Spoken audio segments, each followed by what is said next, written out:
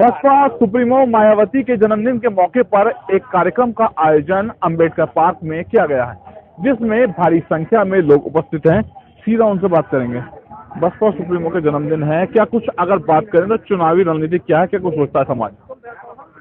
सबसे पहले मैं बाबा साहब को नमन करते हुए और बहन जी के 70वें जन्मदिन पर सभी देशवासियों को बहुत बहुत शुभकामनाएं देता हूं। और जहां तक बहन जी की बात है, बहन जी की पार्टी राजनीतिक तो है, उसके साथ एक मिशन की पार्टी है। जो बाबा साहब ने हमें मिशन छोड़ा था, वह मिशन करने के लिए बहन जी हमेशा अग्रसर रही हैं। ये मिशन की पार्टी है, ऐसा नहीं है कि जनता को कुछ कहें और कुछ करें। कथनी करनी में कोई अंतर नहीं होता है, बीच में जरूर थोड़ा बहुत अप एंड डाउन रहा है, ऐसी कोई बात नहीं। पर आज की तारीख में बहन जी का जो मिशन आगे बढ़ रहा है, पूरे देश में जय भीम जय भारत और बीएसपी के नारे लग रहे हैं, और लोगों के तन मन में भी, मन मस्तिष्क में भी यही विचार है कि अगर देश के लिए कुछ सही हमारे दबे और जो पीड़ित लोगों के लिए कुछ कर सकती तो बहन जी में वो हिम्मत है। क्योंकि सर्वप्रथम बहन जी ने ही चढ़ गुंडों की छाती पे मोहर लगी, हाथी का नारा देकर गुंडों को, भू माफियाओं को, उनको उनके सही जगह पहुंचा दिया। ये आस्था हमारे आज समस्त जनता में है, और हम भी यही चाहते हैं कि हमारा देश खेत खलियान आबाद रहे, या किसी प्रकार का विवाद ना रहे, बात ना रहे, चाहे क्षेत्रवाद हो या धर्मवाद हो या जातिवाद हो। बहन जी इनसे उठकर सिर्फ मिशन के लिए आगे रहती हैं, और हम चाहते हैं कि आने वाले समय में हमारा संविधान जिंदाबाद रहना चाहिए। जो हमारे संविधान से छेड़खानी करेगा वह हमेशा के लिए गर्त में जाएगा, क्योंकि संविधान जिंदाबाद है तो हमारा देश जिंदाबाद है। बहन जी की उम्र 70 साल हो गई है जी। अगर बात करें समाज के लोग आगे किस नेता को देखते हैं? आकाश आनंद भी आ गए हैं और चंद्रशेखर भी हैं, कई लोग हैं, क्या समाज के लोगों के दिल में क्या? देखिए, इसमें कोई ऐसी बात नहीं है। चंद्रशेखर अपनी जगह है, आकाश आनंद जी अपनी जगह है, बहन जी का नेतृत्व इसमें सर्वोपर है, उनकी गाइडलाइन है, वो गाइडलाइन के साथ आगे बढ़ेंगे।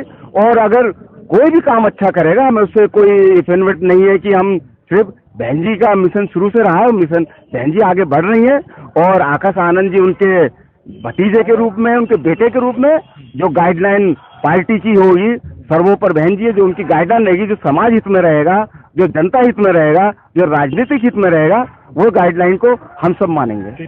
जिस आज बहन जी का 70वां जन्मदिन है, तमाम कार्यकर्ता, समर्थक और उनको किस तरीके से आगे, क्या कुछ रणनीति है? चुनावी वर्ष भी आने वाला, जैसा कि आप देख रहे हैं कि आज बहन जी का 70वां जन्मदिन है, और मुरादाबाद की धरती पर अंबेडकर पार्क सिविल लाइन में पैर रखने के लिए जगह नहीं है। पूरा समाज टकटकी लगाए हुए ये देख रहा है और बहन जी को आज शुभकामनाएं दे रहा है। लेकिन ये उम्मीद भी कर रहा है, अपील भी कर रहा है कि 2027 का जो चुनाव है वो ऐतिहासिक चुनाव है, और इस चुनाव में यदि भाजपा को नहीं हटाया गया, नहीं भगाया गया, तो हमारा ये देश जो है दोबारा से गुलाम हो जाएगा।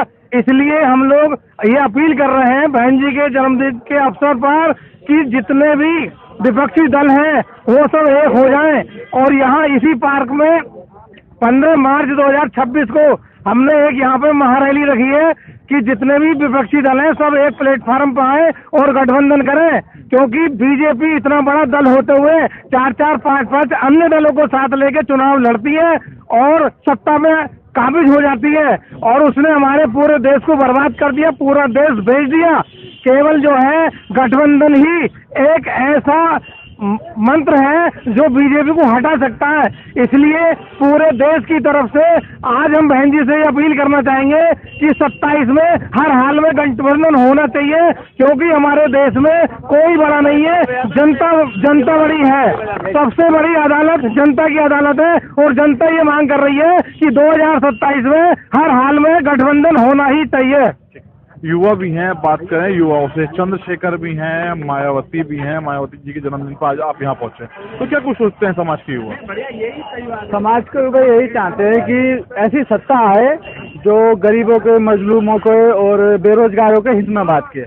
जैसे कि आपने देखा है कि 2007 से 2012 तक जो बसपा पीरियड रहा है, उसमें ना ही तो कभी कोई दंगा फसाद हुआ, ना गरीबों को सताया गया, ना ही रेप कांड और बदमाशी, उग्रवादी, वो लोग तो जमी रोज हो गए थे। तो बस युवाओं का यही कहना है कि उन्हें सबसे पहले चाहिए रोजगार, जो कि यह सरकार देने में एकदम विफल रही है और इनका कोई विजन नहीं है कि बेरोजगारी खत्म की जाए।